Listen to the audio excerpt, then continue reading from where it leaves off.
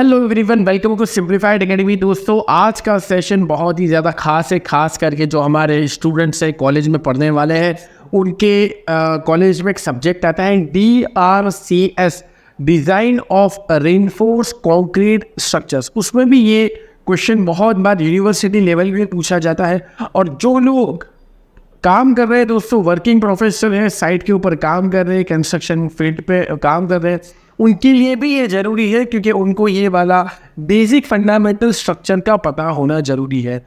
आगे बढ़ने से पहले दोस्तों, मैं आप सभी से ये कहना चाहता हूँ कि हमारे पास IAS 456 होना चाहिए, हमारे पास कैलकुलेटर होना चाहिए और हमारे पास SP16 भी होना चाहिए। ये ज़रूरी है, उसके बिना दोस्तों आगे कुछ नहीं हो सकता। ठीक है, चलिए दोस्तों, अगर हम बात करें हमारे सेशन की, तो आइए दोस्तों स्टार्ट करते हैं। चलिए, यहाँ पर दोस्तों जैसा कि टाइटल में आप देख पा रहे होंगे कि हमें moment of resistance find out करना है। RC बीम का, RC का क्या मतलब होता है? Reinforced concrete. अब यहाँ पर दोस्तों मोमेंट ऑफ रेजिस्टेंस ये क्या चीज़ है? दोस्तों, स्ट्रक्चरल एनालिसिस में ये बहुत ही इंपॉर्टेंट टर्मिनोलॉजी है। ये ऐसी टर्मिनोलॉजी को कितनी मोमेंट हमारा जो बीम है वो झेल पाएगा, और इसके हिसाब से हम ये आइडेंटिफाई करते हैं कि हमारे पास area of steel in tension reinforcement कितना होना चाहिए। AST फाइंड आउट करता है। अगर हम हमारे स्ट्रक्चर मास्टरी मॉड्यूल में भी हमने आपको पूरा सीक्वेंस बता दिया है। हम याद है हमने MU फाइंड आउट किया था, अल्टीमेट मोमेंट कैपेसिटी।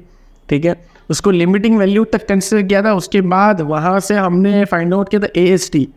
तो नंबर ऑफ रेनफोर्समेंट कितने आएंगे इस बीम के अंदर, टेंशन के अंदर, क्योंकि आपको पता है निचला हिस्सा जो बीम का होता है वो टेंशन को सब्जेक्ट होता है, ऊपर वाला हिस्सा जो है वो कंप्रेशन को जनरली सब्जेक्ट होता है। सिंपली सपोर्टेड RC बीम की बात कर रहा हूँ मैं।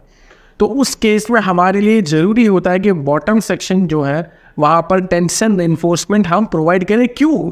क्योंकि स्टील रेनफोर्समेंट का काम है टेंशन जोन के अंदर प्रोवाइड करना। और टेंशन जोन कौन सा होता है? निचला हिस्सा होता है। तो वो हमारे लिए इम्पॉर्टेंट है। तो इसीलिए ये अलग बात है कि हम कंप्रेशन जोन में भी रेनफोर्समेंट प्रोवाइड करते हैं। उसको बोलते हैं डबली RC बीम, है ना। एक तो होता है सिंगली RC बीम, यानी एक ही नीचे वाले हिस्से में ही रेनफोर्समेंट आप प्रोवाइड करते हो, और डबली RC बीम का जो कंसेप्ट है उसके अंदर हम ऊपर भी रेनफोर्समेंट प्रोवाइड करते हैं, यानी कंप्रेशन जोन में भी प्रोवाइड करते हैं। बाय द वे दोस्तों, अगर बात करें तो यहाँ पर हमारे पास एक सिंगली RC बीम का पूरा डेटा गिवन है। यूनिवर्सिटी लेवल में जब भी इस टाइप के प्रॉब्लम दिए जाते हैं उसमें सारा का सारा डेटा गिवन होता है। हमें अगर सारा का सारा डेटा गिवन है तो हमें ये आप प्रूफ करके देना है कि ये अंडर रेनफोर्स्ड है ना। 3 चीज़ें होती है दोस्तों, under reinforce, over reinforce and balance section. ठीक है, अंडर रेनफोर्स्ड क्यों प्रोवाइड करना होता है? ताकि ये हमें फेलियर के टाइम बता पाए। क्या बता पाए? हमें फेलियर के टाइम डक्टाइल नेचर बता पाए। ठीक है, एक तो होता है ब्रिटल नेचर, ब्रिटल मतलब बिस्किट की तरह टूट जाना, और एक होता है डक्टाइल नेचर, मतलब धीरे धीरे आहिस्ता आहिस्ता से। तो जब भी अंडर रेनफोर्स सेक्शन होगा, इसको नोट डाउन कर लीजिए बाय द वे, जब भी अंडर रेनफोर्स सेक्शन होगा तो उसका फायदा ये होगा कि जब कभी भी स्ट्रक्चर फेल होने वाला होगा तो वो हमें सिग्नल देगा। सिग्नल, डक्टिलिटी मतलब खींचा चला जाना। अब ये कब होगा? जब सबसे पहले अगर स्टील फेल होता हो। ठीक है, चलिए, तो 3 कैटेगरी होती है दोस्तों, इसको बहुत आसान भाषा में मैं आपको समझाने वाला हूँ। पहला जो होता है वो होता है UR, अंडर रेनफोर्स सेक्शन। ठीक है, अंडर रेनफोर्स, अनरिजर्व कैटेगरी की बात नहीं हो रही यहाँ पर। UR बहुत से लोग UR अनरिजर्व कैटेगरी के अंदर भी आता है। तो ये है दोस्तों अंडर रेनफोर्स सेक्शन। इसका मतलब ये होगा कि पहले कौन फेल होगा? Under reinforce. तो सबसे पहले कौन फेल होगा? स्टील। पहले कौन फेल होगा? स्टील फेल होगा, उसके बाद कंक्रीट। तो कंक्रीट की बारी बाद में आएगी। और आपको ये पता होना चाहिए दोस्तों कि कंक्रीट का जो नेचर है, कंक्रीट का जो नेचर है वो ब्रिटल नेचर है। कैसा नेचर है दोस्तों? कंक्रीट का जो नेचर है वो ब्रिटल नेचर है, बिस्किट की तरह टूट जाए, ब्रिटल नेचर है। जबकि दोस्तों स्टील का जो नेचर है वो डक्टाइल नेचर है। कैसा नेचर है? DUCTIL। ये है डक्टाइल नेचर और कंक्रीट का जो है ब्रिटल। अब फेलियर अगर कंक्रीट का पहले होगा तो क्या वो आपको कोई सिग्नल साइन दे पाएगा कि सर्विस करने की संभावना होगी? नहीं होगी, क्योंकि वो तो तुरंत ही टूट जाएगा। अगर पहले कंक्रीट के ऊपर लोड आ गया या बोल लो कि पहले कंक्रीट फेल होने वाला है, तो क्योंकि आरसी स्ट्रक्चर में रेनफोर्समेंट भी है और कंक्रीट भी, तो हम ये चाहते हैं कि हम अंडर रेनफोर्स सेक्शन डिजाइन करें। बहुत इंपॉर्टेंट डिजाइन का कॉन्सेप्ट है, ठीक है, जिसमें स्टील के ऊपर पहले फेलियर हो, कंक्रीट के ऊपर बाद में फेलियर हो, ठीक है। तो स्टील के ऊपर पहले फेलियर सब्जेक्ट होने का फायदा ये कि वो डक्टाइल नेचर का है, यानी इसी वजह से आपको छत कैसी मिलती है? झुकी हुई मिलती है। झुकी हुई मतलब वो धीरे धीरे फेल हो रही है भाई। झुकिया हुआ होना मतलब सर्विस करने की संभावना है, उसको अच्छा कर लीजिए भाई, ठीक है। तो इसका मतलब ये हुआ कि हमें सेक्शन को कैसे करना चाहिए? अंडर रेनफोर्स डिजाइन करना चाहिए। दूसरा होता है बैलेंस सेक्शन, ये भी ठीक नहीं है भाई। दूसरा जो होता है बैलेंस सेक्शन, इसमें क्या होगा भाई? कंक्रीट और स्टील साथ में फेल करेंगे। इसमें भी हमारा जो पर्पस है डक्टिलिटी हासिल करने का वो अचीव नहीं होता। और तीसरा जो कि हमें कभी नहीं करना,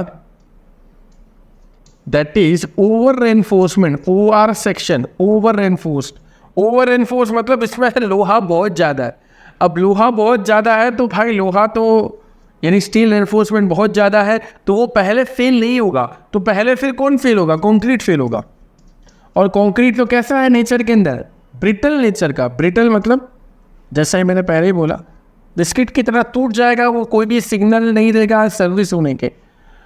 तो हमें यहाँ पर सेक्शन को यहाँ तक नहीं लाना, यहाँ पर आपको सेक्शन रीडिज़ाइन करना होगा। जो भी आपका आरसीसी सेक्शन है वो आपको रीडिज़ाइन करना होगा, और जो अंडर रेनफोर्स सेक्शन है वही हमारा मैटर माना जाएगा, क्योंकि यहाँ पर हमारे पास जो हम चाहते हैं डक्टिलिटी को अचीव करना वो हमारा अचीव हो जाएगा अंडर रेनफोर्स सेक्शन के अंदर। डक्टिलिटी का हमारी अंडर रेनफोर्स, तो हमें सेक्शन को कैसा डिज़ाइन करना है? अंडर रेनफोर्स करना है। हमें ओवर रेनफोर्स भी डिज़ाइन नहीं करना, हमें बैलेंस सेक्शन भी डिज़ाइन नहीं करना। तो जब हमारे पास सारा का सारा डेटा गिवन होता है तो हमें ये बताना होता है कि भाई ये जो सेक्शन है ये सही है, दैट इज अंडर रेनफोर्स है। अब वो चेक कैसे करते हैं अंडर रेनफोर्स? ये तो पता चल गया ना कि हमें ये प्रोवाइड करना है, बट इसको कैसे प्रोवाइड करना है वो भी पता होना चाहिए, और इसको चेक कैसे किया जाता है उसके बारे में भी आज की वीडियो में हम चर्चा करेंगे, ठीक है। अब जब हमारे पास सारा डेटा इस टाइप से गिवन है तो बहुत आसान सा हमारे पास फंडामेंटल्स है जो कि IAS 456 से दिए हैं। तो अब IAS 456 पेज नंबर 96 पर आ जाइए, एनेक्सर G के अंदर, जिसमें G1 के अंदर लिखा हुआ है रेक्टेंगुलर सेक्शन, ठीक है। A section without compression reinforcement, मैंने पहले बोला ना singly reinforcement, singly RC beam, यानी कंप्रेशन रेनफोर्समेंट नहीं है। आप देख सकते हो ऊपर वाले में रेनफोर्समेंट नहीं है, तो ये वो वाली कैटेगरी है, ठीक है। तो सिंगली आरसी बीम में हमें क्या है, सिर्फ और सिर्फ टेंशन जोन में ही रेनफोर्समेंट देखने को मिलता है। तो इसलिए हमने एनेक्सर G पेज नंबर 96 खोला, क्योंकि इसमें सेक्शन विदाउट कंप्रेशन रेनफोर्समेंट का क्राइटेरिया दिया गया है। उसमें पहला ही है determine the depth of neutral axis from the following equation. अब ये फॉलोइंग इक्वेशन क्या है भाई? ये तो आप IAS 456 खोलोगे ना तो ही पता चलेगा ना, और अगर किसी ने नहीं खोला तो वो खोल के देख सकता है कि फॉलोइंग इक्वेशन कुछ इस टाइप से आपको देखने को मिल सकता है, ठीक है। XU divide by D is equal to 0.87 multiply by FY multiply by AST divide by 0.36 FCQ और B और D। यहाँ पर दोस्तों मैं आपसे ये कहूँगा कि पेज नंबर 96 पर ये जो A वाला क्लॉज हम पढ़ रहे हैं इसी का D एक बार पढ़ लीजिए। तो D में आप पढ़ोगे जो थोड़ी देर मैंने पहले बोला वही बात लिखी हुई है कि if XU divide by D is greater than the limiting value the section should be redesign. XU divide by D is greater than the limiting value, और ये रीडिजाइन का मतलब क्या हुआ कि अगर XU divide by D limiting value से भी ज़्यादा है इसका मतलब तो वो ओवर रेनफोर्स सेक्शन होगा। तो अब अगर हमें अंडर रेनफोर्स बताना है तो हमें ये लिमिटिंग वैल्यू से इसको कम रखना पड़ेगा। और लिमिटिंग वैल्यू कहाँ मिलेगी? ये लिमिटिंग वैल्यू दोस्तों इसलिए मैंने बोला था शुरुआत में कि हमारे पास IAS 456 तो होना ही चाहिए, हमारे पास SP16 भी होना चाहिए।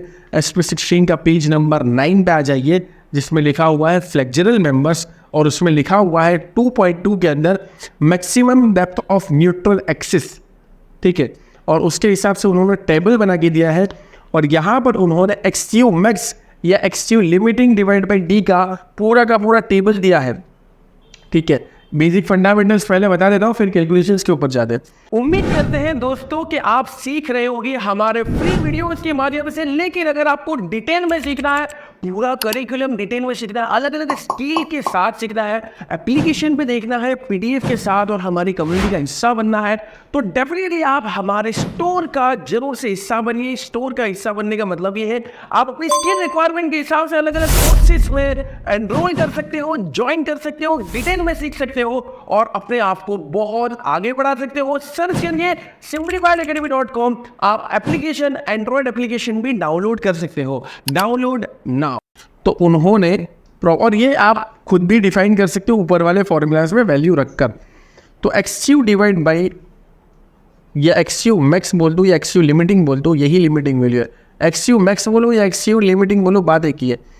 डिवाइड बाई डी, ये इसकी वैल्यू निर्भर करती है ग्रेड ऑफ कंक्रीट, और यहाँ पर आप देख सकते हो डिफरेंट ग्रेड ऑफ स्टील, ठीक है, डिफरेंट ग्रेड ऑफ स्टील, और अलग अलग ग्रेड के लिए ये वैल्यू अलग होगी। अगर Fe 250 ग्रेड का स्टील है, कौन सा है दोस्तों, अगर Fe 250 ग्रेड का स्टील है, तो ये एक्सयू लिमिटिंग डिवाइड बाई डी की वैल्यू होगी 0.531, ठीक है। अभी हमें यहाँ पर यही रिक्वायर्ड है, इसलिए मैं इसी को ही सिर्फ और सिर्फ कंसिडर कर रहा हूँ। बाकी वैल्यूज़ आप यहाँ पर देख सकते हो। Fe 415 का है तो ये वैल्यू है 0.479, दैट इज़ 0.48 के आसपास। Fe 500 ग्रेड का अगर स्टील है तो 0.456 आप ले सकते हो। अब दोस्तों ये तो बात हो गई एक्सयू मैक्स डिवाइड बाई डी। तो अब हमें यहाँ पर जो गिवन डेटा है इसमें ये प्रूव करना है कि हमारा x u divide by d x u max divide by d से छोटा है, हमें ये प्रूव करना है, ठीक है। अब ये एक्सयू है क्या भाई, एक्सयू क्या बना हुआ है, तो एक्सयू इज इक्वल टू IS 456 पर आ जाइए। वहाँ पर जो फॉर्मूला दिया गया है उसमें उन्होंने डिस्क्राइब भी करके रखा है कि एक्सयू क्या है, डेप्थ ऑफ न्यूट्रल एक्सिस है, डी क्या है, इफेक्टिव डेप्थ है, FI कैरेक्टरिस्टिक स्ट्रेंथ है रेनफोर्समेंट की, AST area of steel in reinforcement, area of steel, area of tension reinforcement, या बोलो कि area of steel in tension zone, FC के characteristic compressive strength of concrete, B क्या है, width of compression face, MU limited limiting value of moment of resistance. तो ये सारी values हमें दी है। अब हमें यहाँ पर जो रिक्वायरमेंट है, क्या उसके हिसाब से क्या हमारे पास सब कुछ चीज़ें हैं, एक बार चेक कर लेते हैं।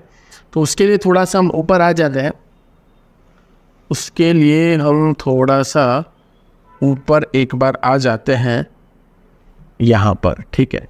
उस सेशन ID का भी हमें रिक्वायरमेंट नहीं है, उसको अभी हम साइड पर हटा देते हैं। यहाँ पर तो हमें B दिया हुआ है, विथ ऑफ बीम 300 mm, हमें यहाँ पर कैपिटल D भी दिया हुआ है 500 mm। इफेक्टिव डेप्थ हमारे पास कैसे मिलेगी, इफेक्टिव कवर को फाइंड आउट करने के बाद यहाँ पर हमारे पास क्लियर कवर तो ऑब्वियस बात है कि दिया गया होगा, है ना। यहाँ पर हमारे पास है क्लियर कवर 25 mm का, और 10 mm डायामीटर का बार है, तो 20 mm डायामीटर का बार है, तो आधा डायामीटर, क्योंकि इफेक्टिव डेप्थ तक जाना है या इफेक्टिव कवर तक जाना है तो आधे डायामीटर तक जाना होगा। तो 25 का क्लियर कवर प्लस 10 mm का आधा डायामीटर, तो आधे डायामीटर तक ही बॉटम से जाएंगे तो इफेक्टिव कवर मिलेगा, और टोटल डेप्थ में से इफेक्टिव कवर को माइनस करने से इफेक्टिव डेप्थ मिलेगा। अब मैं बार बार नहीं समझाने वाला, मेरा सेशन देख लीजिए। Effective depth, total depth, effective cover, nominal cover और क्लियर कवर, ये सब कुछ मैंने एक सेशन के अंदर समझाया। बार बार वही चीज़ नहीं समझाता रहूँगा, तो आपने वो सेशन देख लिया होगा, ऐसा उम्मीद करता हूँ। तो इस हिसाब से दोस्तों हमें इफेक्टिव डेप्थ 465 mm मिल जाएगी। 5 रेनफोर्समेंट है, 20 mm डायमीटर के हैं। यहाँ पर एक और गौर करने वाली बात है कि Fe 250 ग्रेड के स्टील यहाँ पर इस्तेमाल हुआ है, जबकि ग्रेड ऑफ कंक्रीट बहुत हल्का है, दैट इज़ 50 मेगा पास्कल है, 50 MPa मेगा पास्कल बोल दूँ या 15 न्यूटन पर mm² बोल दो। इसका मतलब यहाँ पर M15 ग्रेड का कंक्रीट इस्तेमाल हुआ है। जो भी गिवन डेटा उसी के हिसाब से हम आगे बढ़ते हैं। अब जब सारे डेटा है तो हम यहाँ पर XQ को फाइंड आउट कर लेते हैं। XQ 0.87, FY कितना हो जाएगा 250। जल्दी फटाफट वैल्यू रख दीजिए।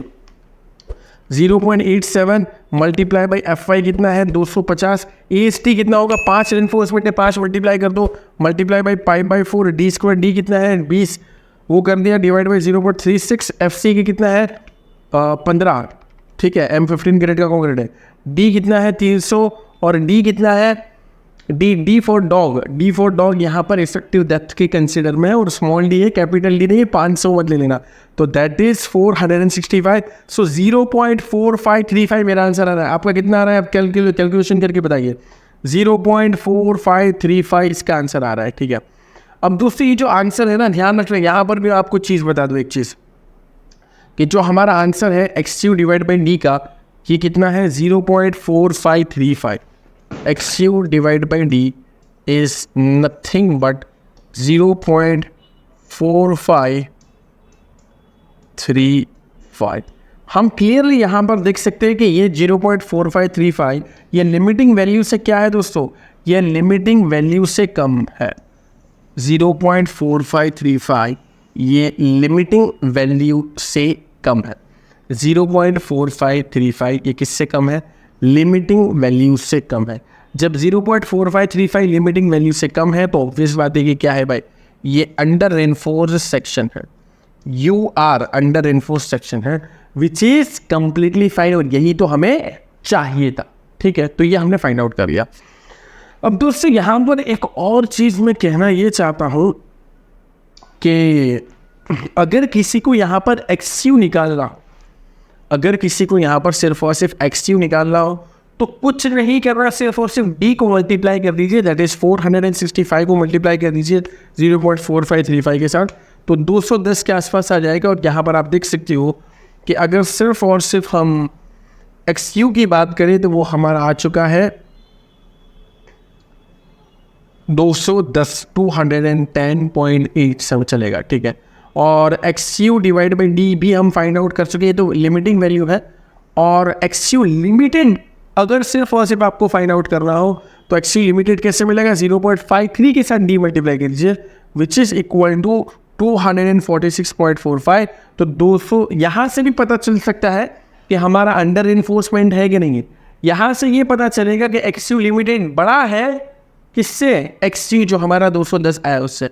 या फिर दूसरा तरीका ये है XU डिवाइड बाई D का जो हमारा 0.453 का जो वैल्यू है वो हमारा छोटा है XU लिमिटेड या XU maximum divide by D से। तो दोनों तरीके से कर सकते हो। यहाँ पर मैंने आपको पहला तरीका बता दिया, ये तरीका भी सही है। दूसरा तरीका क्या था जो आपने वहाँ पर देखा, that is XU is less than XU limited.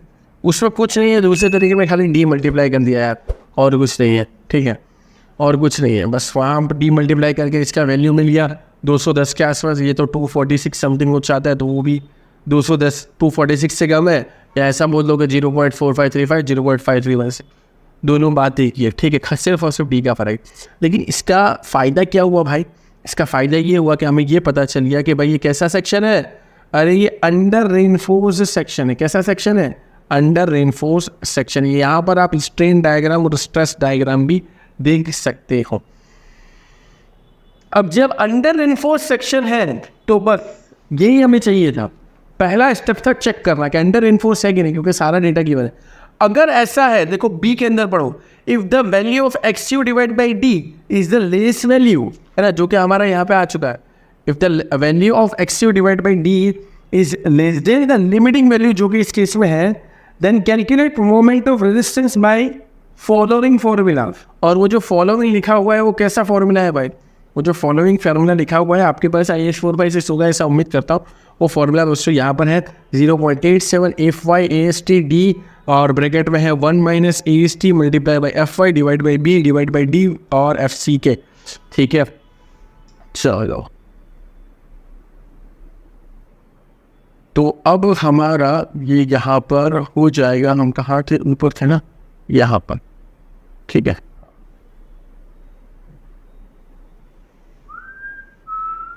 तो अब सारी वैल्यूज दोस्तों यहाँ पर रख दीजिए। तो 0.87, पहले ये ब्रैकेट को थोड़ा खाली कर लेते हैं ना, ब्रैकेट थोड़ा भरा हुआ है। यहाँ पर आप देख सकते हो ब्रैकेट की वैल्यू हम सबसे पहले फाइंड आउट कर लेते हैं। 5 मल्टीप्लाई बाई 314, 314 क्यों किया, π/4 डी स्क्वायर का वैल्यू है अप्रॉक्सीमेटली। ठीक है, चलो उसको अगर ऐसा नहीं करना तो 5 मल्टीप्लाई बाई π/4 डी स्क्वायर भी कर लो तो भी आ जाएगा। Multiply by FY 250 divide by 300 divide by D 465 divide by 15 -1 + 1 multiply by 0.87 FY multiply by 5 multiply by again 314 multiply by 465। भाई बात तो सही है, बात तो सही है। ठीक है, सब कुछ हो गया तो बहुत लंबा आंसर आएगा 128986559 बहुत लंबा आंसर है। यहाँ पर कन्फ्यूज मत होना। बहुत सारे लोग सोच रहे भाई कैलकुलेटर ख़राब हो गया क्या, इतना लंबा आंसर आया, जबकि सर आपका तो छोटा आंसर है। तो मेरे दोस्तों को जो आपका इतना लंबा जो आंसर है ना, फ़ोन नंबर जैसा इतना लंबा जो आंसर है ना, ये किस में है, न्यूटन इंटू mm के अंदर है। किस में है, न्यूटन इंटू mm के अंदर। क्यों, क्योंकि सारे की सारे वैल्यू mm के अंदर थी या तो न्यूटन के अंदर थी, है ना। ये भी न्यूटन पर mm स्क्वायर के अंदर है, ये mm स्क्वायर के अंदर है, ये mm के अंदर है। तो आपका जो फाइनल मोमेंट का आंसर आया किस में आया, न्यूटन इंटू mm के अंदर आया। अब जब न्यूटन इंटू mm के अंदर आया तो हमें किस में कन्वर्ट करना है, किलो न्यूटन इंटू मीटर में। तो न्यूटन इंटू mm, अब देखो न्यूटन का किलो न्यूटन करेंगे तो भाई डिवाइड बाई 1000 कर देंगे, एक बार हो गया। और mm से मीटर में जाएंगे तो एक और बाई डिवाइड बाई कर दो भाई 1000, तो आपका आंसर आ जाएगा 128.98 किलो न्यूटन इंटू मीटर। 128.98 और 128.98 है, बोलने में बहुत अच्छा नहीं लग रहा तो मैं 129 बोल दूँ क्या, 129 अप्रोक्सीमेटली राउंड ऑफ कर देते हैं। ठीक है, तो 129 किलो न्यूटन इंटू मीटर। ठीक है, तो इस तरीके से सिंगली आरसी बीम का मोमेंट ऑफ रेजिस्टेंस क्या होता है दोस्तों, कैलकुलेट होता है। उम्मीद करता हूँ कि सेशन वैल्यूएबल लगा होगा। सेशन वैल्यूएबल लगा है, सीक्वेंस में सारी चीज़ें देखिए तो ही आपको फ़ायदा होगा। और अगर देख रहे हो, फ़ायदा उठा रहे हो, हासिल कर रहे हो, अपने दोस्तों को शेयर करिए, अपने कॉलेज वाले दोस्तों को, अपने कॉलेज वाले मित्रों को, अपने कलीग्स को, सबको दोस्तों आपस में शेयर कर दीजिए। और इसी तरीके से जुड़े रहिए हमारे साथ, वैल्यू हासिल करते रहिए। मिलते हैं दोस्तों नेक्स्ट सेशन में। Good bye, take care. उम्मीद करते हैं दोस्तों कि आप सीख रहे होंगे हमारे फ्री वीडियोस के माध्यम से। लेकिन अगर आपको डिटेल में सीखना है, पूरा करिकुलम डिटेल में सीखना है, अलग अलग स्किल के साथ सीखना है, एप्लीकेशन पे देखना है, PDF के साथ, और हमारी कम्युनिटी का हिस्सा बनना है, तो डेफिनेटली आप हमारे स्टोर का जरूर से हिस्सा बनिए। स्टोर का हिस्सा बनने का मतलब ये है आप अपनी स्किल रिक्वायरमेंट के हिसाब से अलग अलग कोर्सेज में एनरोल कर सकते हो, ज्वाइन कर सकते हो, डिटेल में सीख सकते हो और अपने आप को बहुत आगे बढ़ा सकते हो। सर्च करिए simplifiedacademy.com। आप एप्लीकेशन, एंड्रॉयड एप्लीकेशन भी डाउनलोड कर सकते हो। डाउनलोड ना